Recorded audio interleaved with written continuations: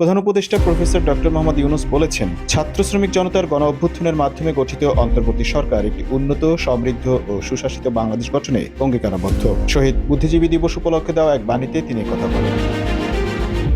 বুদ্ধিজীবী সহ মুক্তিযুদ্ধের বীর শহীদদের প্রতি গভীর শ্রদ্ধা জানিয়ে এবং তাদের বিদেহী আত্মার শান্তি ও মাগফিরাত কামনা করে প্রফেসর মোহাম্মদ ইউনূস বলেন, মহান মুক্তিযুদ্ধের শেষের দিনগুলোতে পাকিস্তানি হানাদার বাহিনী ও তাদের দোসররা পরাজয় নিশ্চিত জেনে বাংলাদেশকে মেধাশূন্য করতে বাঙালি বুদ্ধিজীবীদের নির্মমভাবে হত্যা করে। তিনি বলেন, বাঙালি জাতির বিজয়ের প্রাক্কালে স্বাধীনতা বিরোধীরা দেশের শিক্ষাবিদ, সাংবাদিক, সাহিত্যিক, চিকিৎসক, বিজ্ঞানী, আইনজীবী, শিল্পী, প্রকৌশলী, দার্শনিক ও রাজনৈতিক চিন্তাবিদ সহ দেশের মেধাবী সন্তানদের নির্মমভাবে হত্যা ও গুম করে। তাদের মধ্যে ছিলেন ঢাকা বিশ্ববিদ্যালয়ের শিক্ষক মোফাজ্জল হায়দার চৌধুরী, মুনীর চৌধুরী, আনোয়ার পাশা, শহীদুল্লাহ কায়সার, গিয়াসউদ্দিন, ডাক্তার ফজলে রাব্বি, আব্দুল আলিম চৌধুরী, সিরাজউদ্দিন হোসেন, সেলিনা পারভিন, ডক্টর জ্যোতির্ময় গুহ ঠাকুর সহ আর অনেকেই। বাঙালি জাতিকে মেধাশূন্য করাই ছিল তাদের মূল উদ্দেশ্য উল্লেখ করে প্রধান উপদেষ্টা বলেন, স্বাধীনতা বিরোধীরা এই পরিকল্পিত নৃশংস হত্যাযজ্ঞের মধ্য দিয়ে মহান মুক্তিযুদ্ধে পরাজয়ের জঘন্যতম প্রতিশোধ নেয়। শহীদ বুদ্ধিজীবী দিবসে সকলকে ঐক্যবদ্ধ হয়ে স্বাধীনতা বিরোধী অপশক্তির যে কোনো চক্রান্ত, ষড়যন্ত্র প্রতিহত করে নিজ নিজ অবস্থান থেকে দায়িত্ব পালনের আহ্বান জানান প্রধান উপদেষ্টা।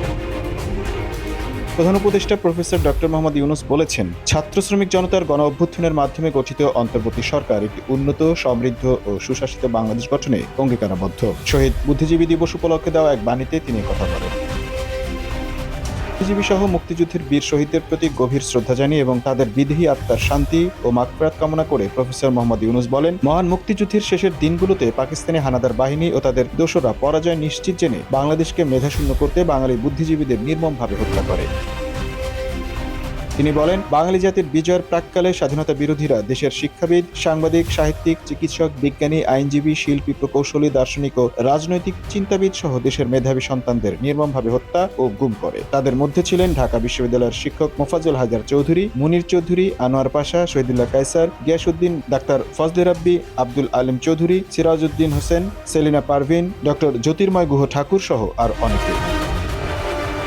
বাঙালি জাতিকে মেধাশূন্য করাই ছিল তাদের মূল উদ্দেশ্য উল্লেখ করে প্রধান উপদেষ্টা বলেন, স্বাধীনতা বিরোধীরা এই পরিকল্পিত নৃশংস হত্যাযজ্ঞের মধ্য দিয়ে মহান মুক্তিযুদ্ধে পরাজয়ের জঘন্যতম প্রতিশোধ নেয়। শহীদ বুদ্ধিজীবী দিবসে সকলকে ঐক্যবদ্ধ হয়ে স্বাধীনতা বিরোধী অপশক্তির যে কোনো চক্রান্ত, ষড়যন্ত্র প্রতিহত করে নিজ নিজ অবস্থান থেকে দায়িত্ব পালনের আহ্বান জানান প্রধান উপদেষ্টা।